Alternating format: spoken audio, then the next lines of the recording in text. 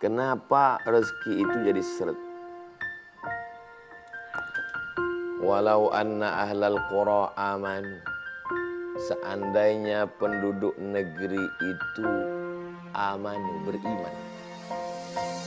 Walau anna ahlal qura dari kata qaryah, kampung. Seandainya penduduk kampung ini amanu, beriman. Wattaqau, bertakwa. Allah cuma minta dua, enggak banyak. Amanu, beriman, wattaqau, bertakwa. Allah balas dua. La fatahna alaihim barakatin, barokah, barokah, barokah. Minas sama, dari langit, wal ard, dari bumi. Walakin kadzabu, tapi ketika mereka mendustakan ayat-ayat kami, mereka bohong, mereka dusta, mereka enggak sholat, mereka enggak bertauhid, mereka syirik, mereka musyrik, mereka munafik, mereka minum khamar, mereka berzina. Akhaznahum, kami cabut nikmat itu. Jadi diantara menyebabkan nih seretnya itu adalah maksiat. Assalamualaikum warahmatullahi wabarakatuh. Bapak, ibu, abang, kakak, adik, jamaah, sahabat, dimanapun berada, di tanah ini kita akan bangun kelas. Satu lantai ini ada 4 kelas. Ke atasnya insya Allah 4 lantai. Karena itulah yang paling tinggi anak-anak bisa naik ke atas. Ma'had Az-Zahra, pondok pesantren tahfiz Al-Quran. Mari kita support pembangunan kelas Ma'had Az-Zahra melalui nomor rekening 767 77 77 227. Sekali lagi 767 77 77 227. Atas nama Pendidikan Hajah Rohana, nomor rekening BSI, Bank Syariah Indonesia. Nomor 767 77 77 227. Atas nama Pendidikan Hajah Rohana. Niatkan untuk almarhum, almarhumah. 1, 2, 3 sak semen, batu bata, kerikil, kosen, pintu, sampai pahalanya. Karena anak-anak penghafal Quran belajar di sini petang, siang dan malam, mengalir pahalanya sampai hari kiamat insyaallah. Barakallahu fikum. Allah memberkahi rezeki Bapak Ibu semua. Wassalamualaikum warahmatullahi wabarakatuh.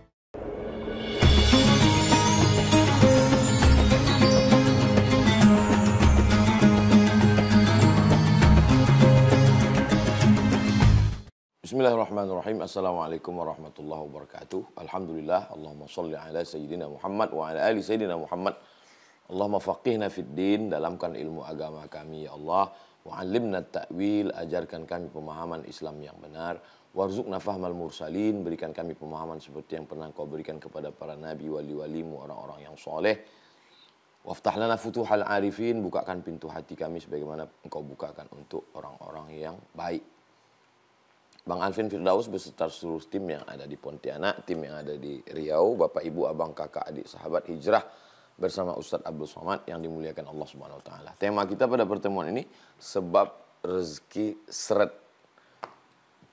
Macet, sulit, payah, sempit.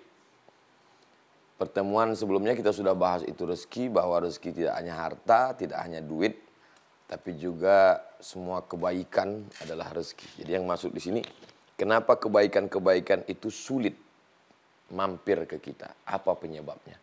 Ini yang akan kita bahas ke depan. Yang pertama adalah manusia itu sendiri yang merubah rezekinya. Surat Al-Anfal ayat 53. Dzalika bi anna Allah lam yakum mughayyiran ni'matan an'amaha 'ala qaumin. Allah tidak merubah nikmat yang sudah Dia tetapkan terhadap sekelompok orang. Hatta yughayyiru ma bi anfusihim. Mereka lah yang merubah nikmat itu.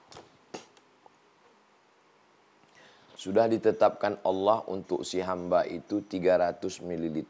Ini untuk kamu 300. Tapi karena perbuatannya dirubah Allah. Kamu nggak layak dapat 300. Kamu cuma dapat 100.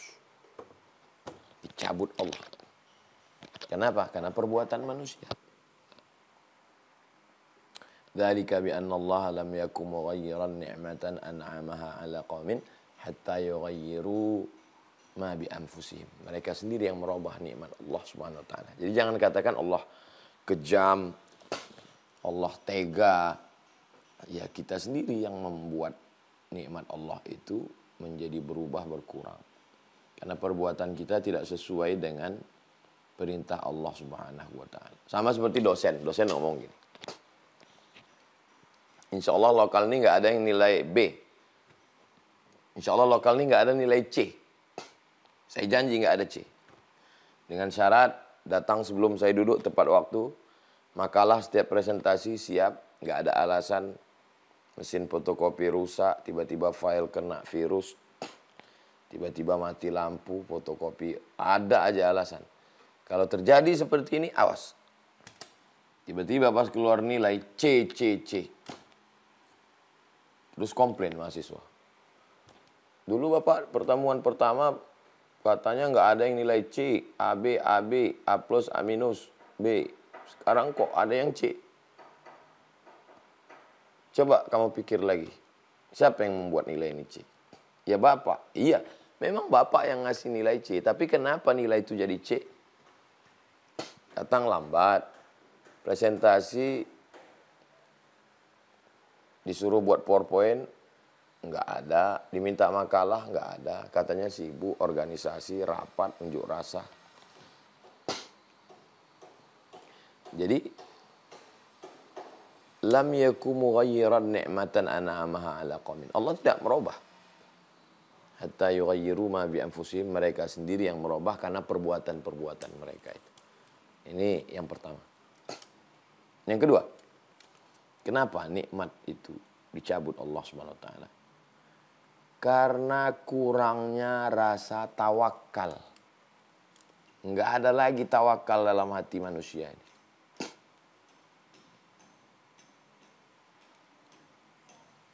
Ambil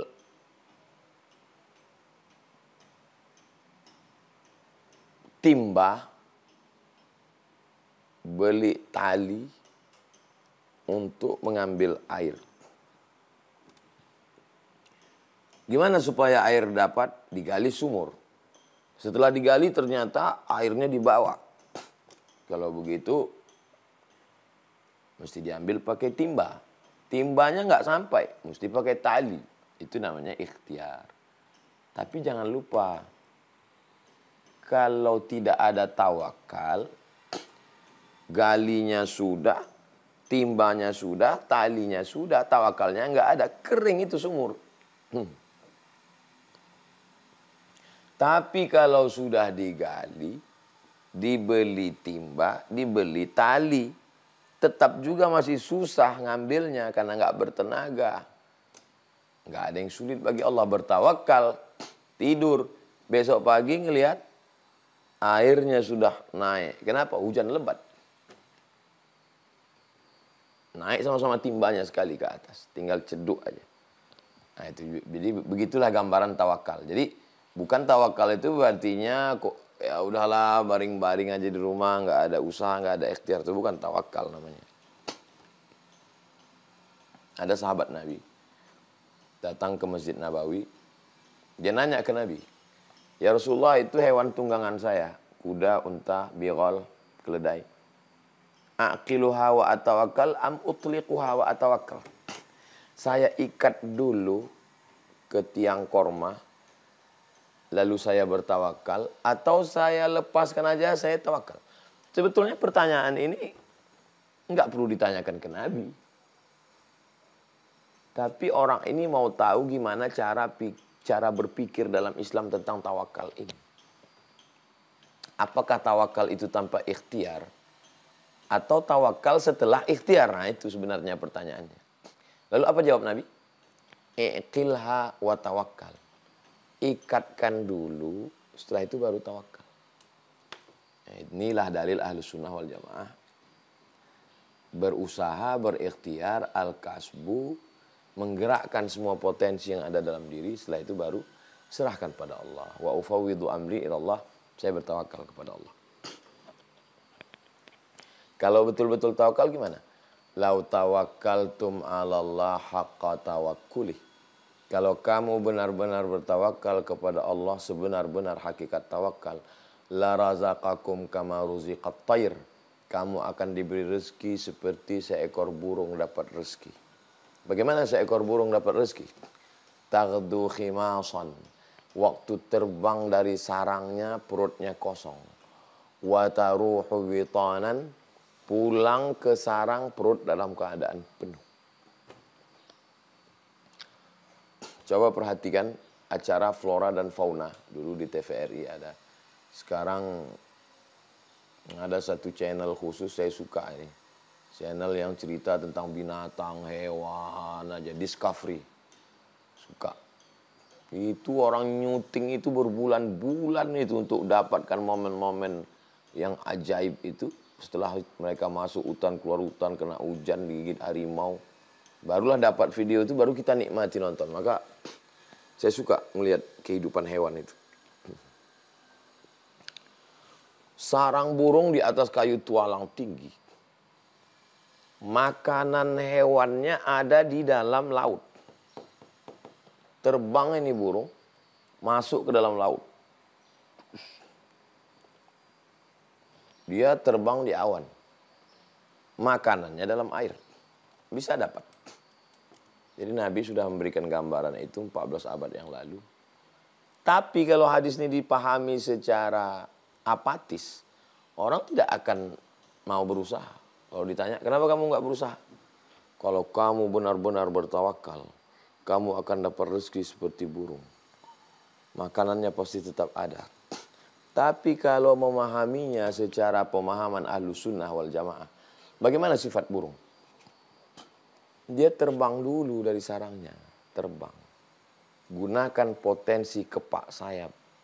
Gunakan potensi tajam mata. Gunakan potensi tajam paruh. Ada sebagian burung yang bisa menahan nafas. Masuk menukik ke dalam, dapat makanan baru terbang lagi. Ada burung elang, Raja Wali, yang makanannya adalah madu lebah. Lebah tahu sendiri ganas.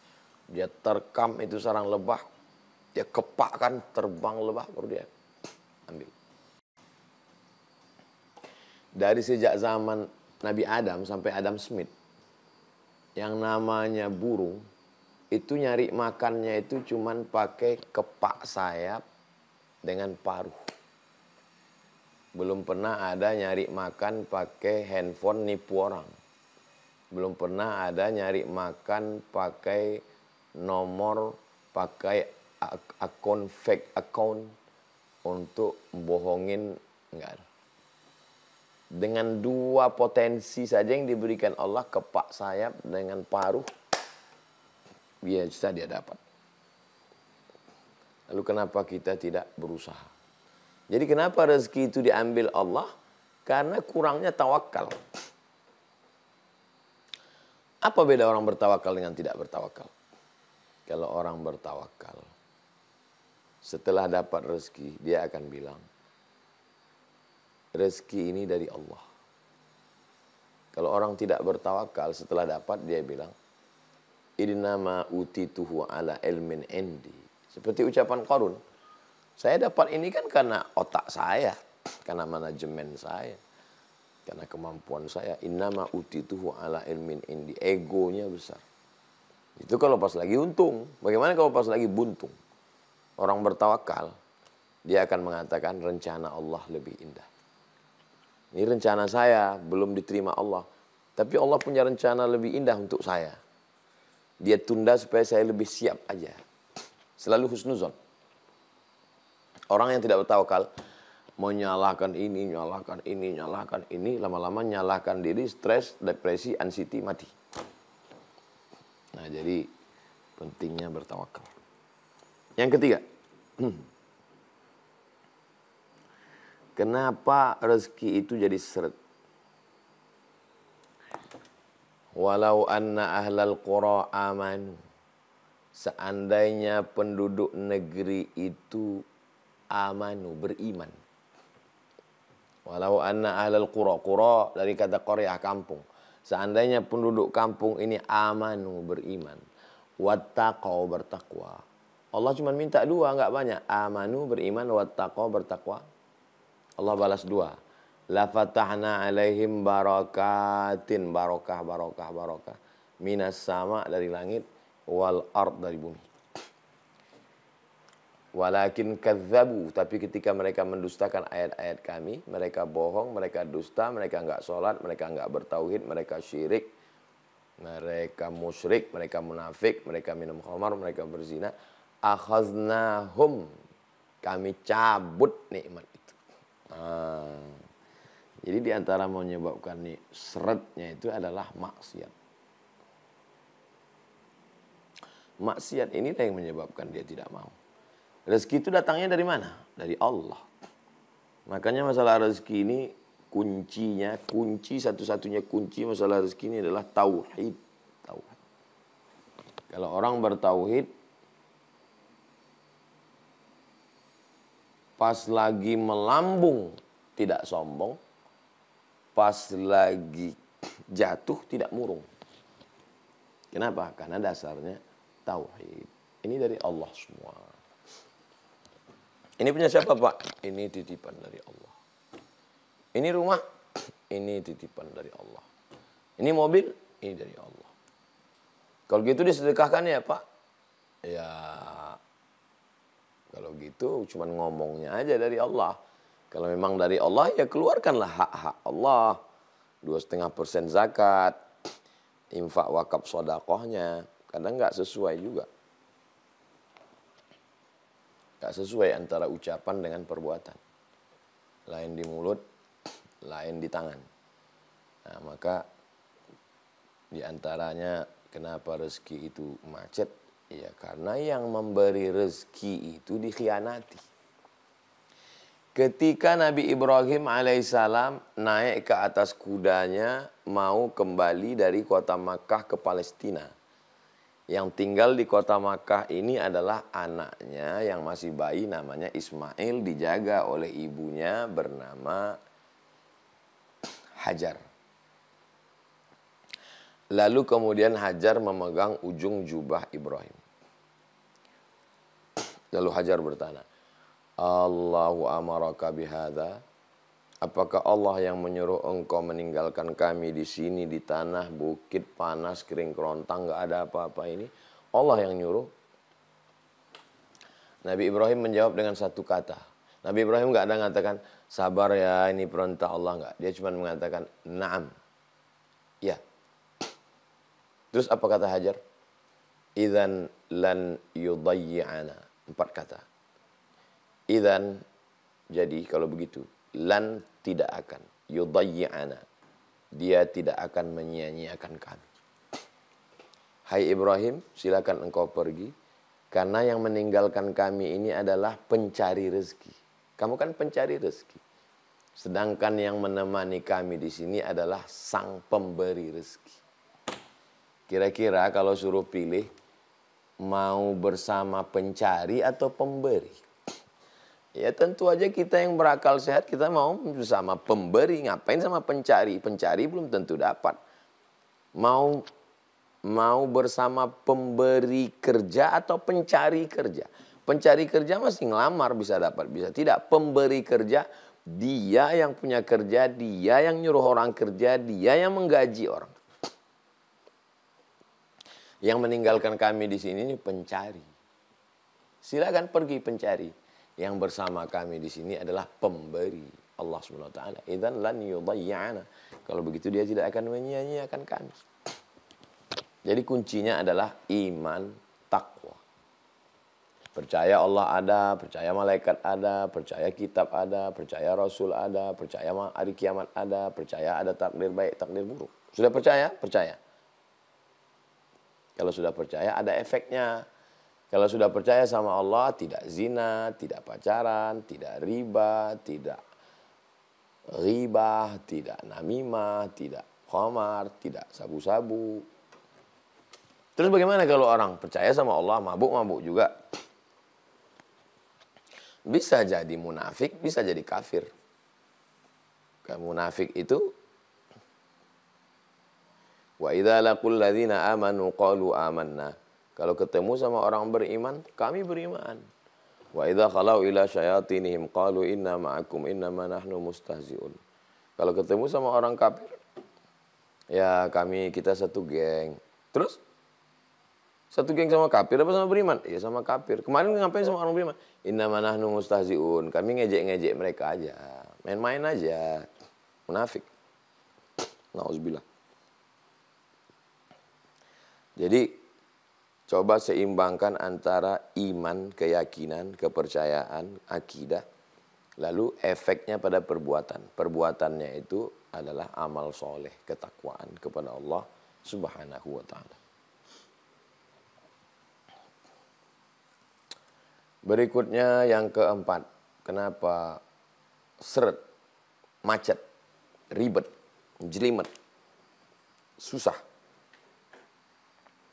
Man ahabba ayyubasata lahu fi rizqihi, siapa yang mau dilapangkan rezekinya? Siapa yang mau dilapangkan rezekinya? Wa yunsa'alahu fi atharihi, dipanjangkan umurnya. Falyasil rahimahu, maka hendaklah dia menyambung tali silaturahim. Lawan dari kalimat ini, kebalikan dari kalimat ini, siapa yang mau lapang rezekinya, hendaklah bersilaturahim. Berarti kalau tidak bersilaturahim, sempit rezeki.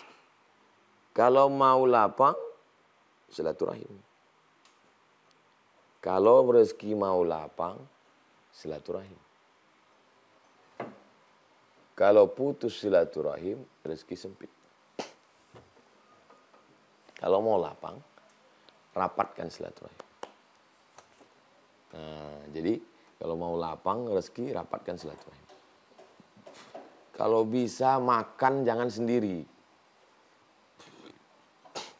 Makan pagi, makan lontong di sini, makan lupis, duduk sama kawan-kawan, silaturahim. Ada nanti tuh, mungkin bapak, ibu, abang, kakak, adik merasakan itu. Ada nikmatnya itu kalau udah umur, faktor umur juga. Kalau setelah saya seumur-umur begini, setelah lewat 45, 46, 47 itu. Nikmatnya itu justru kalau kumpul sama kawan-kawan. Nah, yang dulu kita menganggap itu sesuatu yang aneh. Kita menganggap sesuatu yang aneh ngelihat ada orang, ada sahabat sekaligus keluarga saya. Datang naik mobil 24 jam jalan darat.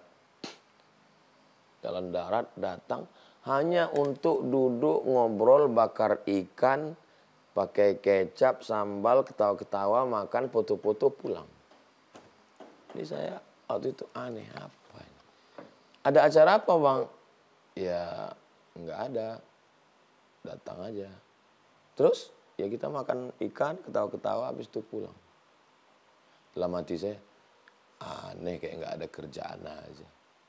Sekarang baru saya paham. Ternyata di umur-umur segini, 45, 46, 50, itu memang enaknya ngobrol. Bertukar cerita, tukar pikiran, silaturahim.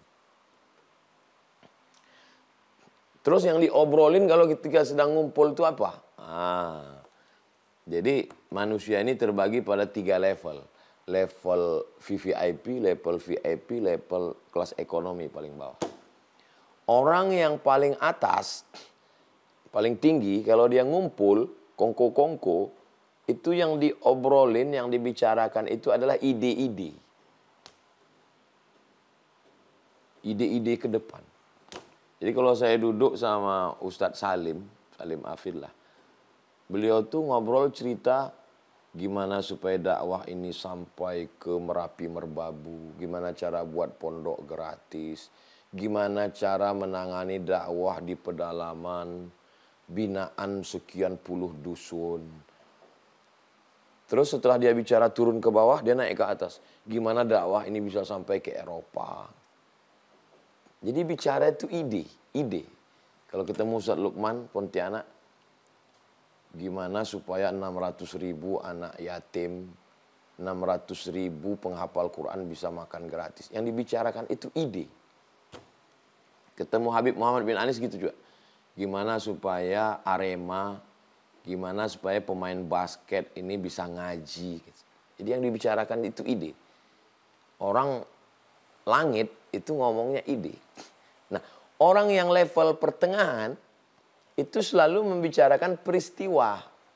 Tadi ada kereta api tabrakan, tadi di tol ada kecelakaan, tadi saya di jalan ada macet.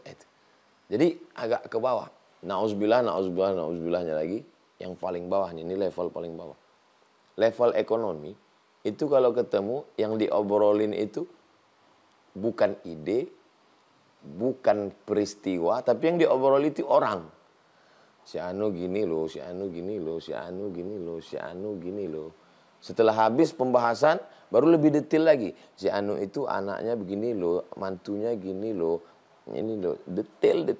Ingat, kalau ketemu sama orang level yang kelas 3 tadi, dia ajak kamu ngobrolin orang.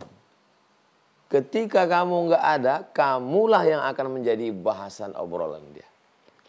Memang ketika kita ada, dia ngajak kita ngobrolin orang lain. Tapi ketika kita tidak ada, kita lah yang akan menjadi objek pembicaraan.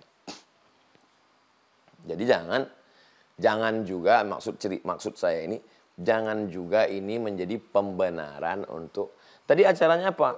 Ini silaturahim kita supaya rezeki kita nggak seret. Padahal isinya cuman apa yang diobrolin. Mau ngobrolin ide-ide, mau ngobrolin peristiwa atau ngobrolin orang. Kalau ngobrolin orang, say goodbye. Mohon maaf ya, saya kebetulan ada janji. Kalau perlu suruh istri nelpon. Aduh, istri nelpon suruh pulang. Sebentar ya, pulang dulu. Alah nggak jantan, di luar macan, di rumah kucing. Terserahlah mau kucing, mau Hello Kitty, yang penting pulang dulu. Yang terakhir, yang kelima. Kenapa rezeki itu seret? Qillatus sa'i. Kurang usaha, kurang ikhtiar. Coba perhatikan doa keluar masjid dengan doa masuk masjid. Doa masuk masjid, Allahumma ftahli abwaaba rahmatik. Bukakan aku pintu rahmat. Bukakan aku pintu rahmat. Kenapa waktu doa masuk masjid minta buka pintu rahmat? Karena malaikat yang ada di dalam masjid mendoakan, Allahumma fillahu warhamhu, Allahumma fillahu warhamhu, Allahumma fillahu warhamhu, ampuni dia, rahmati dia, ampuni dia, rahmati dia. Maka rahmati aku. Kenapa pas keluar masjid doanya minta doa pas keluar masjid? Coba tengok. Bagus di beberapa pintu masjid dibuat tulisan. Allahumma inni as'aluka min fadlik. Beri aku rezeki. Beri aku rezeki. Beri aku rezeki. Kenapa doa keluar masjid minta rezeki? Karena surat Al-Jumu'ah. Idza qudiyatis shalah. Kalau salat sudah dilaksanakan, fantashiru fil ard. Bertebaranlah di atas muka bumi. Wabtaghu min fadlillah. Carilah karunia Allah Subhanahu wa taala. Tanam padi, tanam gandum, tanam cabai, tanam tomat, tanam wortel, tanam kentang. Ihya'ul mawat namanya. Menghidupkan tanah mati. Orang yang menghidupkan tanah mati tanpa ada pemiliknya, maka dia menjadi pemiliknya dalam Islam. Saya tidak punya bakat bercocok tanam, Pak Ustadz. Berdagang, berniaga. Jual kebutuhan pokok sehari-hari, jual beras, jual gandum, jual minyak, jual roti, jual susu, jual kacang, jual keperluan manusia, kebanyakan jual buku dan segala macam. Maka ini perbuatan-perbuatan ini adalah usaha ikhtiar, tapi tetap seimbang dengan tawakal. Jadi dalam Islam ini kita disuruh berusaha. Makanya ada namanya fikih muamalat. Ada fikih ibadah, sholat, zakat, puasa, haji. Ada fikih muamalat. Bagaimana hubungan transaksi kita pinjam meminjam, namanya dain. Gadai menggadai, namanya rahan. Bagi hasil, namanya mudharabah. Permodalan, namanya murabahah. Nah, ini ikhtiar. Mohon maaf Pak Haji kelihatannya uangnya banyak ini, tapi tidak punya tenaga, kemampuan juga kurang. Iya betul, saya alhamdulillah tenaga ada, mampu, cuman uang nggak ada Pak Haji. Oh kalau gitu kita kolaborasi, kolaps. Oke, saya ngelola ya, berapa kita bagi hasil? Bagi hasilnya, gimana kalau 50-50? Oh kalau 50-50 nggak bisa. Kalau bisa ya saya 60 kata Pak Haji. Kamu anak muda yang melaksanakan 40, oke, deal. Nah, nanti begitu dapat untung 1 miliar, Pak Haji dapat 600, dia yang punya tanah. Jadi ini ikhtiar. Bedanya dulu, tokoh-tokoh agama dulu itu, dia hanya di saumah, tempel. Dibangun satu tempat, nggak keluar, makanannya diantar, minumannya diantar, pakaiannya diantar, pakaian kotor dicucikan, nggak keluar-keluar. Beribadah aja. Ketika Islam datang, nggak ada. Yang begini-gini nggak ada dalam Islam. Coba sebutkan sahabat Nabi yang beribadah aja nggak cari makan. Nggak ada. Makanya Nabi itu inspeksi masuk ke pasar. Nabi masuk ke pasar, memasukkan tangannya ke dalam jualan barang dagangan. Ini kok ada gandum yang basah ditutupi dengan gandum kering. Nabi marah, man ghasyana falaysa minna. Pada masa pemerintahan Umar bin Khattab, diangkat wilayah Hisbah Satpol PP, polisi pasar untuk memeriksa siapa yang belum belajar fikih muamalat, fikih jual beli, nggak boleh masuk pasar karena nanti akan terjadi percekcokan, yang satu ngerti, yang satu nggak paham. Ayat Quran cerita tentang sukatan, takaran, belum pakai timbangan, pakai sukatan, disukat, ditakar. Wailul lil mutaffifin, celaka orang yang curang dalam timbangan. Alladzina idza iktalu 'alan nasi yastawfun. Kalau dia jadi pembeli, dia maunya penuh, jujur. Wa idza kaluhum aw wazanuhum yukhsirun. Tapi kalau dia yang nimbang, dia orangnya curang. Apa ini? Ya ini usaha. Karena kalau tidak ada usaha, disitulah letak amal, disitulah letak ibadah. Jadi ibadah dalam Islam bukan cuma baca Quran, zikir, sholat sunat, istighfar, tapi juga berusaha cari rezeki yang halal, itu juga adalah ibadah. Tapi jangan karena sibuk dagang lantas tidak ibadah madho, nggak sholat, nggak puasa. Pas ditanya, kenapa kamu nggak sholat? Sholat juga ibadah, jaga toko ini juga ibadah. Ini nggak benar. Tetap jaga toko. Pas masuk azan, ya suaminya sholat, istrinya jaga dulu. Istri perempuan kan nggak wajib sholat berjamaah ke masjid. Nanti setelah suaminya pulang, istrinya sholat. Begitulah Islam. At-tajir pedagang, as-saduq yang jujur, al-amin amanah, ma'an nabiyyin.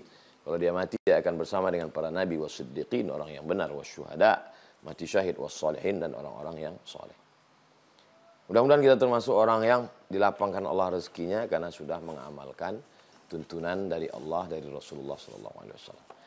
Demikian Bang Alvin Firdaus beserta seluruh tim yang ada di Pontianak, yang ada di Riau, Bapak, Ibu, Abang, Kakak, Adik, Jamaah Sahabat Hijrah bersama Ustaz Abdul Somad. Kita tidak pernah berpisah karena kita selalu bersama dalam doa.